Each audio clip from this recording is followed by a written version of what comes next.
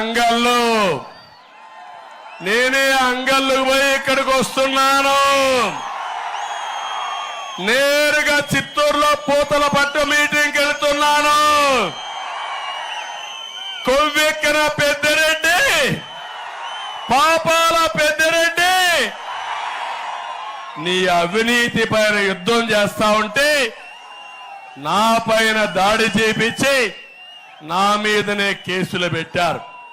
అక్కడి నుంచి దారిలో వచ్చాను. ఏం తమ్ముళ్ళు మనం ఏమైనా తప్పు చేశామా అని అడుగుతున్నా. 450 మందిని జైల్లో పెట్టారు.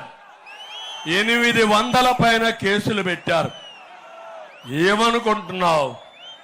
కబద్దార్ నా మైండ్లో ఉంది, నరాల్లో జీర్ణించకపోయింది, గుండె రగిలిపోతా ఉంది.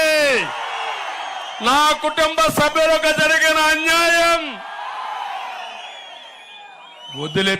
వదిలిపెట్ట నీ కథ తేల్చుకుంటా. నీకు కూడా గుణపాఠం చేసి నా కార్యకర్తలు ఎంత క్షోభ అనుభవించారో